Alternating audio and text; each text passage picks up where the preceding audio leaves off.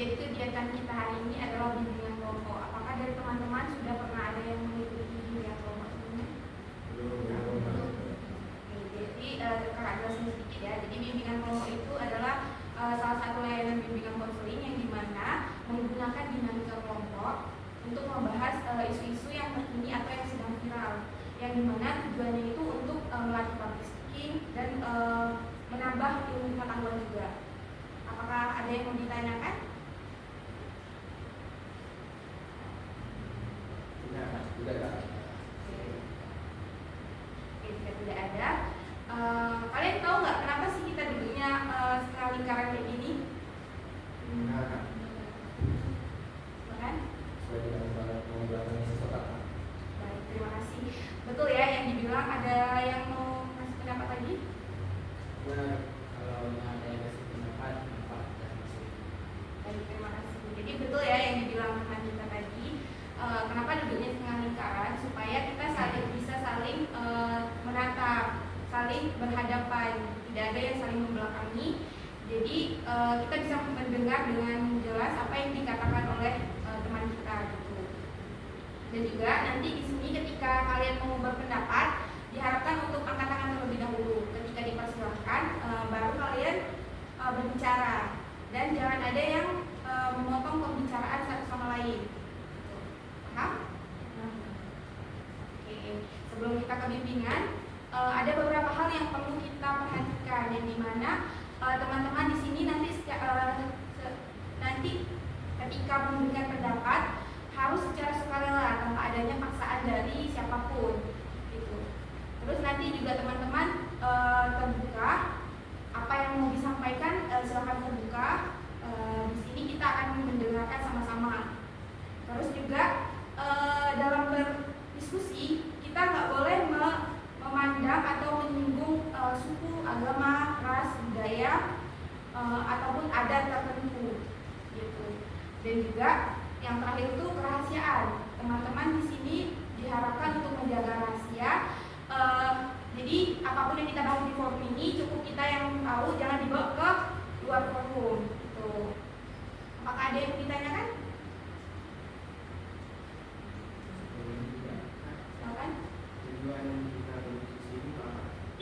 Nah, tujuan kita ini berdiskusi ini supaya kita bisa bisa membahas suatu topik yang ketika topiknya kan lagi viral nih.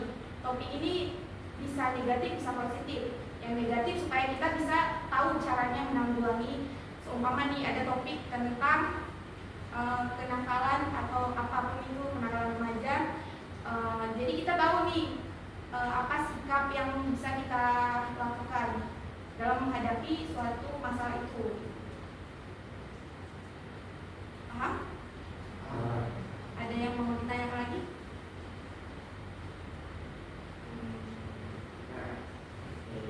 Jika tidak ada, kita perkenalan terlebih dahulu ya.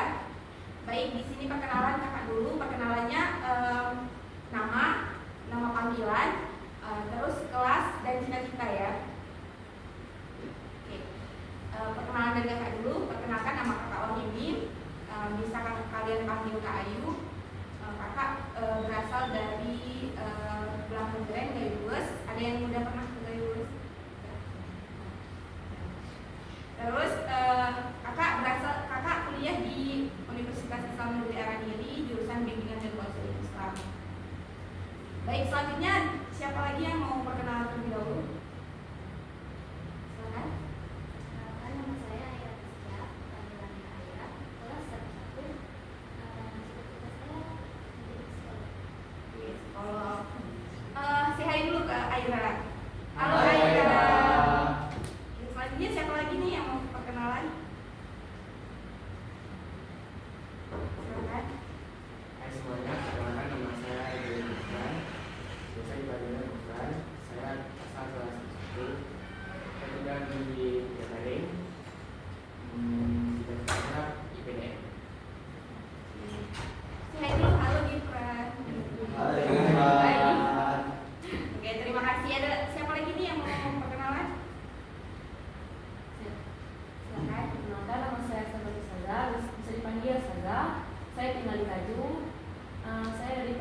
Salima, nama saya Didu. Hai Salsa. Siapa lagi yang mau perkenalan? Silakan. Perkenalkan, nama saya Yasana Faiz, biasa dipanggil Yasha. Saya dari Primulia. Dari mana? Primulia. Ya. Cita-cita? Dari Sehat. Hai Nisa. Siapa lagi? Silakan. Perkenalkan, nama saya Filsa Fadila, dipanggil Filsa. Saya dari 10 kedua IPS. Hai Nisa. Siapa lagi? Siapa dulu nih? Silakan. Perkenalkan, nama saya Muhammad Raja Hussein. Saya biasa dipanggil Raja. Saya asli dari Sulawesi Utara. Cita-cita saya haji. Hai Hai Raja. Siapa lagi? Silakan. Halo teman-teman semua, nama saya Abdul Mufaira, biasa dipanggil Faira. Saya dari kelas 1-3, tinggal di Ibrahim dan cita-cita saya menjadi Halo. Halo Faira. Faira. Halo Faira. Terima kasih. Siapa lagi yang mau? Perkenalkan, nama saya Muhammad. Saya berangkat dari kelas 5 tinggal di Nangurul, Singapura. Saya cita jadi pengusaha. Hai Abah. Udah semua ya? tidak. Udah. Oke, nanti kalau udah perkenalan kayak gini, jadi kalau kita ketemu di jalan bisa saling sapa ya. Oke. Jadi ini kita sebelum memulai ke bimbingan kita ice breaking dulu ya. Ice breakingnya gini, buka tutup, bertepuk tangan, buka tutup, tepuk tangan lagi, digulung-gulung, lalu tersenyum, hihi, digulung-gulung, lalu tertawa, haha, gitu ya. Oke, kita mulai ya. 1, 2, 3. Buka tutup, bertepuk tangan. Buka tutup, tepuk tangan lagi. Digulung-gulung, lalu tersenyum, hihi, digulung-gulung, lalu tertawa, haha. Oke, sekali lagi ya.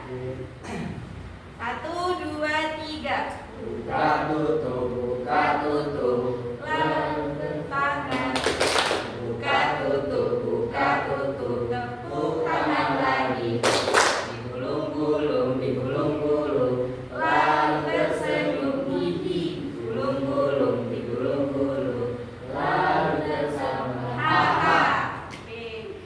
Jadi kakak ingatkan lagi nih, sebelum nanti berdiskusi, ketika di dalam diskusi kalian kalau mau berpendapat silakan angkat tangan dulu ya.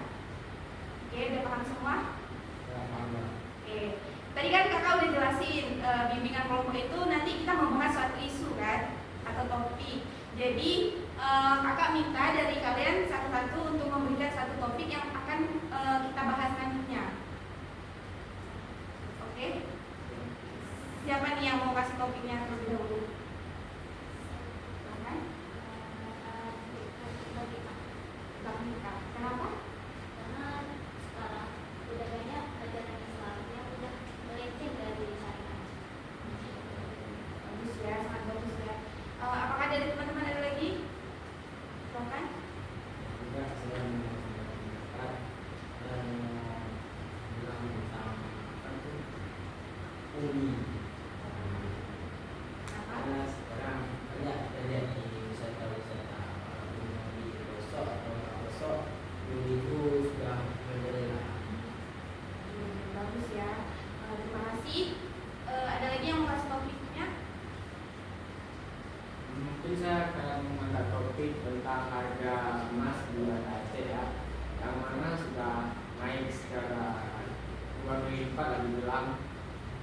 Sekarang mungkin sudah berapa? 5 juta dengan perempuan, para lelaki atau para jomblo itu nikahnya di dulu. Oke, bagus ya topiknya tentang emas. Jadi itu meresahkan kaum laki-laki ya.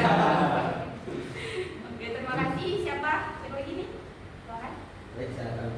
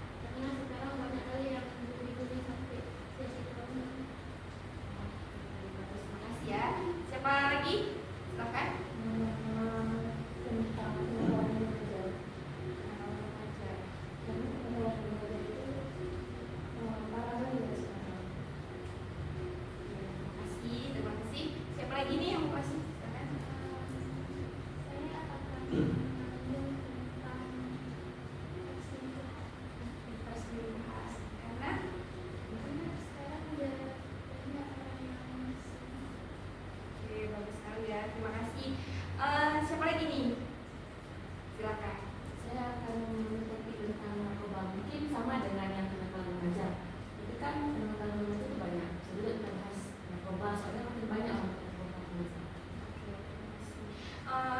Bagus-bagus kali ya ininya apa namanya judul-judulnya. Jadi pada kesempatan kali ini tuh kita cuman bahas satu judul aja. Nanti kita bahas judul-judul yang lainnya di pertemuan selanjutnya. Jadi kita pilih dulu nih, kalian mau kita bahas tentang topik apa dulu nih? Mau tentang bid'ah, bully, tentang kenakalan remaja, tentang pacaran, narkoba, terus tentang harga emas naik, pungli, sama tentang perselingkuhan. Kalian mau bahas tentang apa nih? Kan kami juga siswa. Ya. Kemudian ini siswa kemudian. Oke, setuju semua pembulian? Setuju. Oke, kita bahas tentang bully ya. Oke, jadi ketika kalian dengar kata bully itu apa sih yang terlintas di pikiran kalian? Merasakan. Angkat tangan terlebih dahulu ya. Silakan. Merasakan. Pemerasan. Oke, ada lagi yang mau kasih apa? Penindasan. Oke, terima kasih. Penindasan. Ada lagi? Silakan.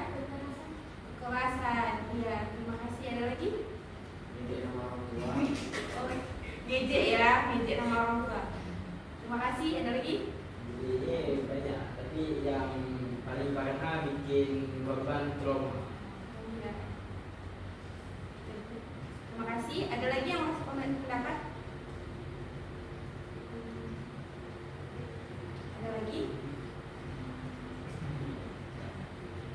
Betul ya yang teman-teman bilang tadi, pembulian itu banyak sekali contohnya, kayak yang tadi teman-teman bilang ada ngejek nama orang tua, terus ada juga apa tadi? Penindasan. Jadi secara garis besar pembulian itu artinya tuh penindasan kekerasan yang dilakukan oleh satu orang, satu individu atau kelompok yang dilakukan kepada satu orang. Jadi bully ini bisa terjadi bentuknya banyak ya, ada juga verbal, bisa juga dengan fisik, ada juga dengan perkataan ya, verbal tadi perkataan, terus ada juga dengan fisik. Jadi itulah bully. Terus menurut kalian apa sih faktor yang menyebabkan seseorang itu membuli gitu? Nah, ini tapi mungkin dia itu pengalaman juga. Maka dari sebelumnya dia merasa itu malah jadi dia menindasan. Dia orangnya nggak pernah bisa terjadi lagi. Dia ada dulu ini ada dalam kasus ini. Oke, terus tadi ya, terima kasih. Ada lagi yang mau bahkan Faktor pertemanan. faktor pertama? Dikarenakan dengan pertemanan yang tidak baik, membuat dia menjadi Oke, terima kasih. Lagi, silakan. Karena mungkin keluarga itu mungkin ada salah satu anak itu kan mungkin keluarga itu tak berpikir kekerasan. Jadi anaknya itu merasa sakit hati dan menindas orang lain. Ada lagi? Terima kasih. Ada lagi? Silakan. mungkin para pembuli terlalu ambisi untuk berkuasa, dia karena memiliki kelompok yang keras, dia menindas kelompok yang lebih rendah agar dia tuh tempat tinggi lah. Ya, terima kasih. Ada lagi? Masih silakan.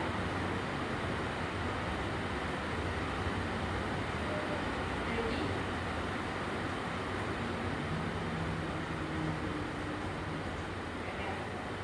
Oke, betul ya yang dibilang teman-teman tadi, faktornya itu ada banyak, faktor keluarga, faktor lingkungan, terus juga pertemanan. Karena pertemanan yang bisa jadi sebenarnya dia itu nggak mau ngebully, tapi karena teman-temannya yang ngebully, jadi dia kayak ikut-ikutan gitu. Karena dia nggak mau dibully, ya udah dia jadi pembuli gitu. Nah, sekarang menurut kalian dampak bully ini bagi korban itu apa sih? Hilangnya percaya diri, ini korban. Iya, bagi korban. Hilangnya kepercayaan diri dia, trauma yang berlebih. Iya, terima kasih. Misal dampak dengan mental. Ada lagi?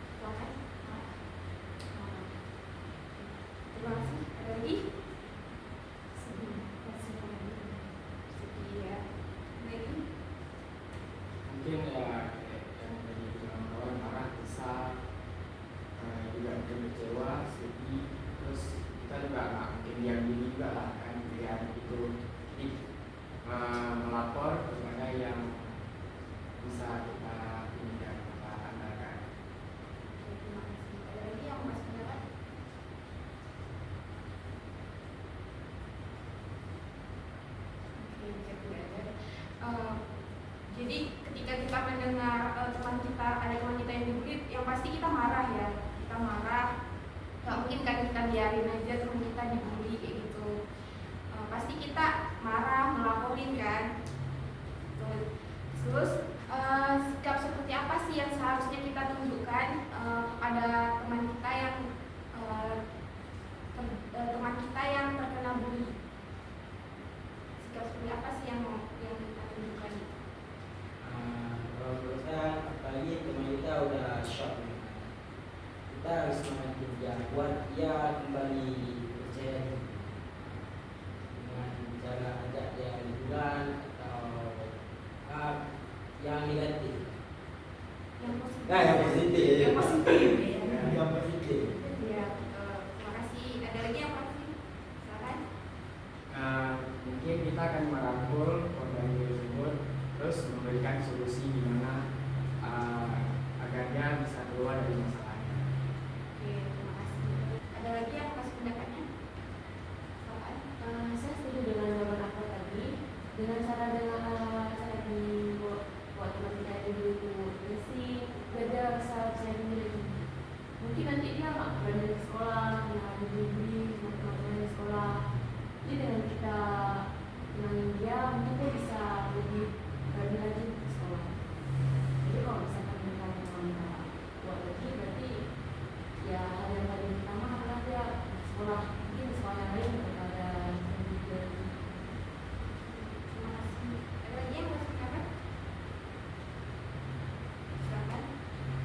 Ya mungkin betul, kita misalnya kita bawa dia pergi refreshing untuk melupakan itu, tapi misalnya dia balik ke sekolah pasti balik lagi lah kan trauma tersebut. Jadi ya solusinya kita harus menyelesaikan si pembuli tersebut. Kemudian kalau dia tidak mentalnya sudah ini kena, ya harus berobat. Terima kasih. Ada lagi yang kasih pendapat?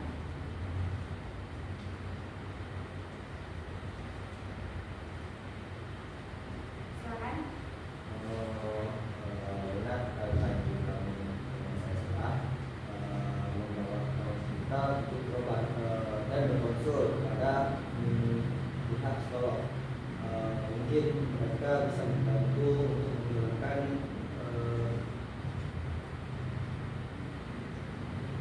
trauma dan supaya bisa kita kembali ke sekolah. Ya, terima kasih. Ada lagi yang kasih pendapat? Silakan. Jadi menurut saya lebih baik kita ikutin yang pelakunya. Ya. Karena kalau kita sudah kasih solusi, kasih semangat untuk korban dan kembali biasa, pelakunya masih mengulang lagi, sama aja kan jadi. Ya, betul ya, yang dibilang teman kita. Nah, sekarang kayak yang dibilang teman kita tadi, kalau gimana apa yang kalian lakukan nih ketika seorang pembuli itu teman kalian? Yang tadi kan si pembuli korbannya ya. Kalau sekarang si pembulinya, si tukang bulinya itu teman kalian, apa tindakan yang kalian lakukan gitu? Silakan. Mungkin kita akan menasihati kawan tersebut karena juga dia kawan kita yang sepantasnya harus menasihati bahwa yang dilakukan itu nggak betul dan nggak harus seperti itu kembali. Tapi kalau dia juga betul nggak mau ini dengar nasihat kita, ya kita laporin aja ke salah satu guru atau ke orang tuanya. Ya, terima kasih. Ada lagi yang kasih pendapat? Apa yang kita lakukan kayak ketika pembuli tadi dia yang melakukan pembulian gitu. Silakan. Mencegah terjadi pembulian. Mencegah dengan cara apa?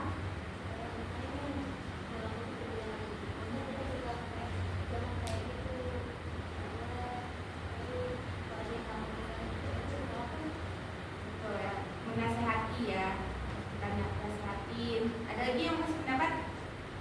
Silakan. Saya setuju dengan yang dibilang Bukan namanya. Ini kalau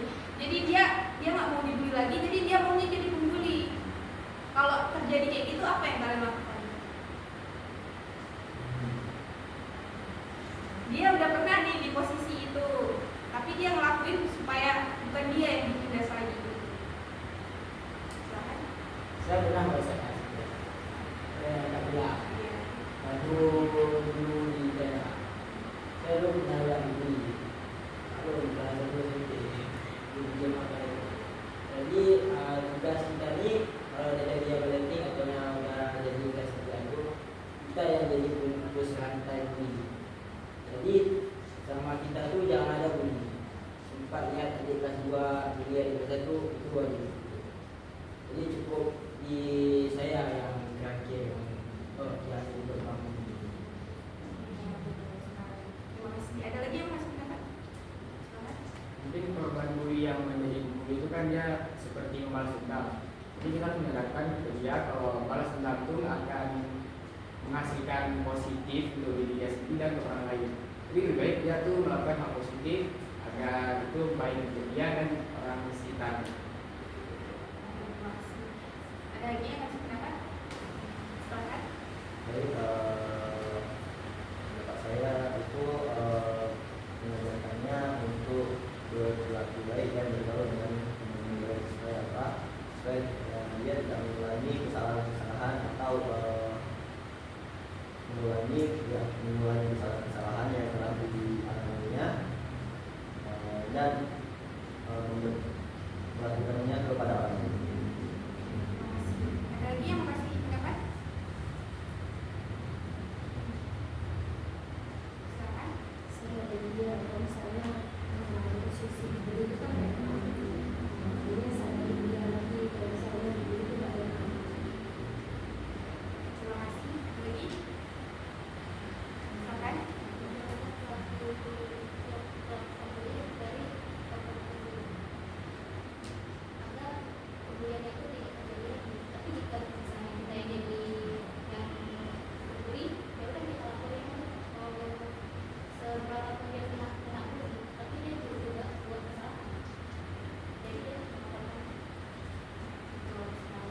Ada lagi? Ada lagi? Atau mungkin mau bertanya, boleh?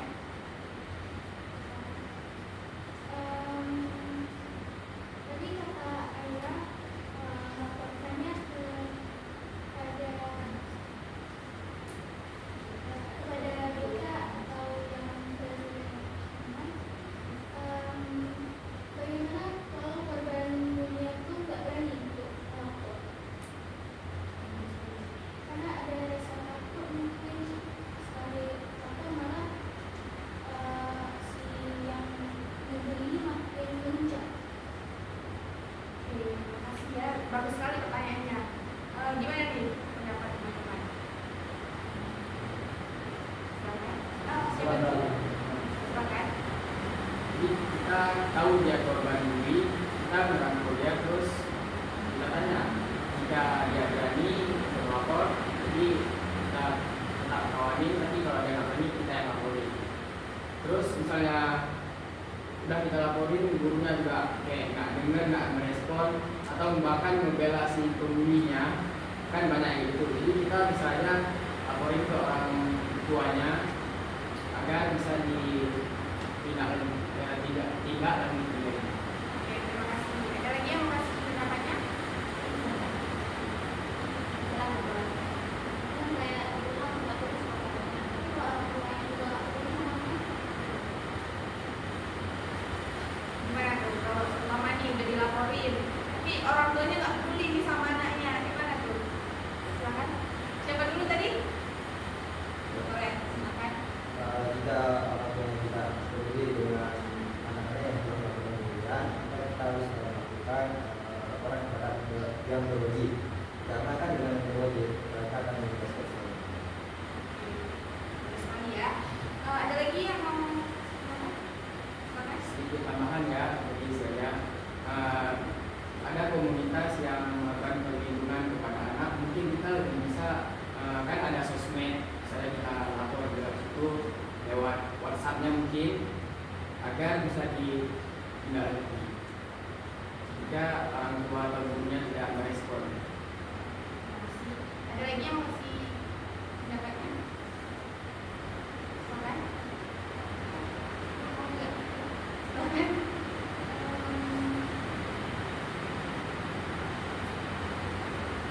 bagaimana mungkin ceritanya si korban bully ini dan laki-laki misalnya lagi nggak aktif saja. Bagaimana cara saya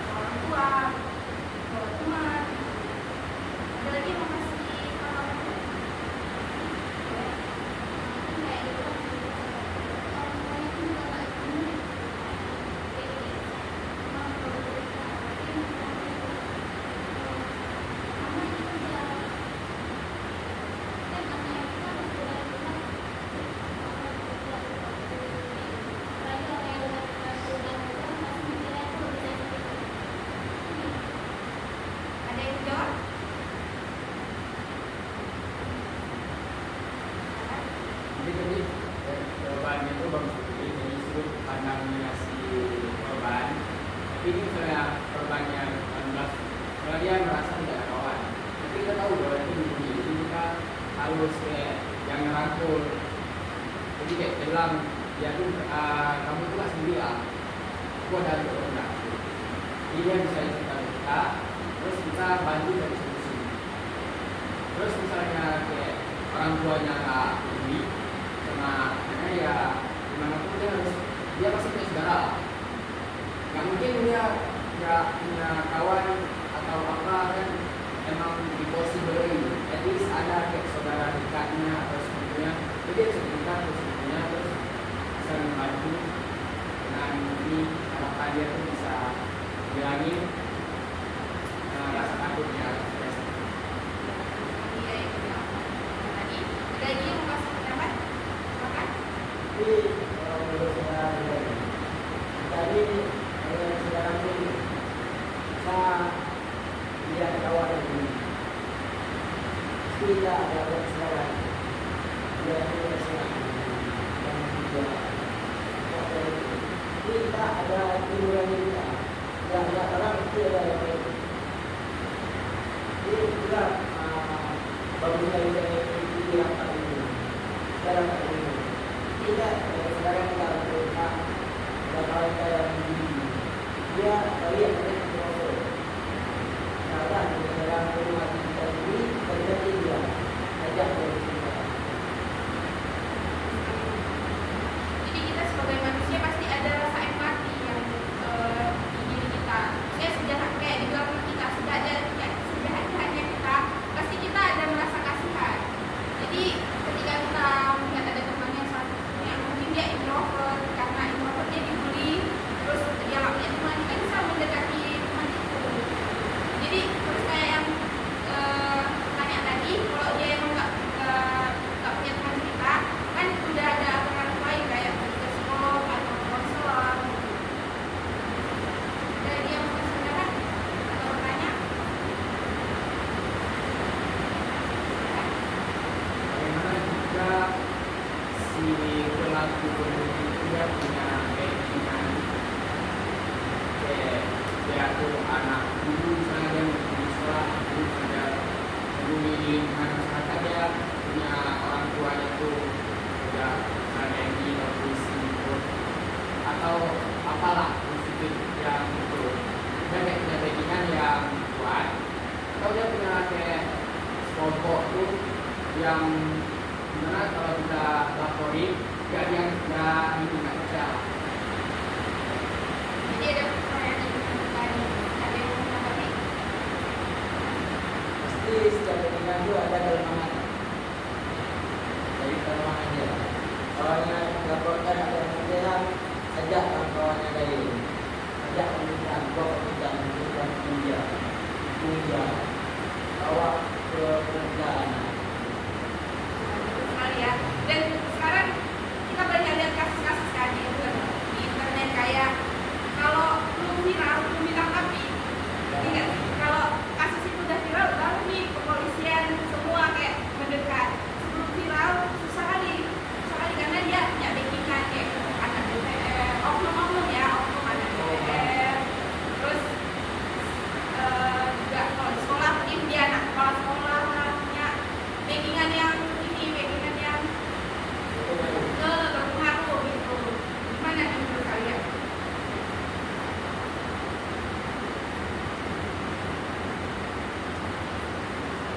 Berarti emang seperti itu ya sosial media di zaman sekarang ya, semua tuh kalau ada masalah jangan lari tapi kita harus secara terbuka. Kalau kita ingin keluar dari masalah itu, tapi biar kita nggak ketemu orang lain ya harus mau nggak mau kita selesai. Resolusi kita kalau bisa.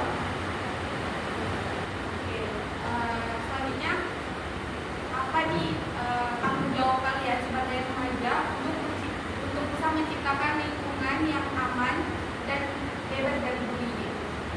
Apa tanggung jawab kalian sebagai remaja sekolah? Tanggung jawab kalian sebagai remaja untuk menciptakan lingkungan yang bebas dari bullying.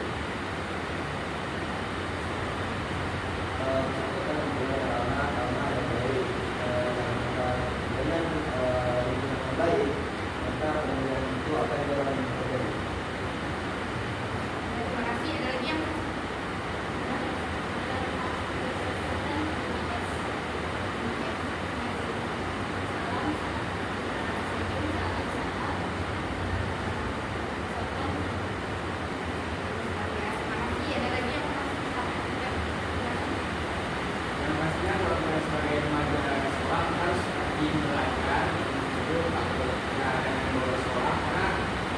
guru itu rata-rata ya dari anak-anak sekolah.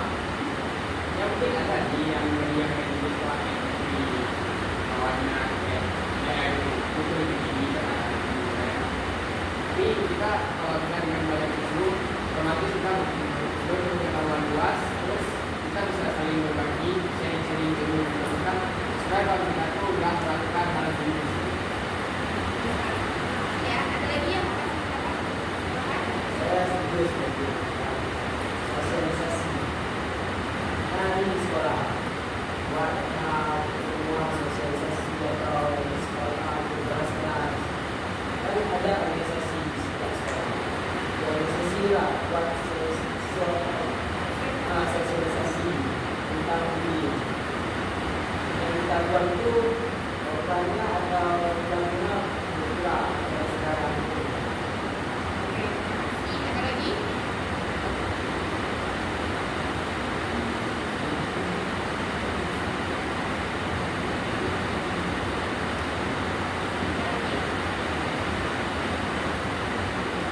Baik, jika tidak ada, berarti tanggung jawab kita nih sebagai remaja, tanggung jawab kalian. Jadi kalian tuh bisa seperti yang dilakukan kita, sosialisasi tentang stop bullying, kan? Stop bullying.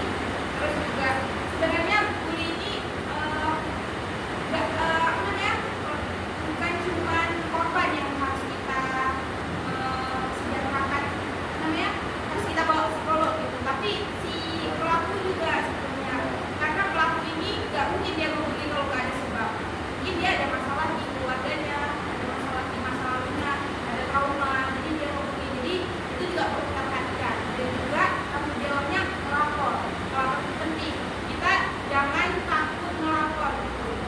Kalau kita melihat ada teman kita yang bully atau kita sendiri yang menjadi korban bully, kita harus langsung melapor. Jangan takut gitu. Karena itu salah satu caranya supaya si pembuli ini dapat efek jerah. Apa ada yang mau ditambahkan?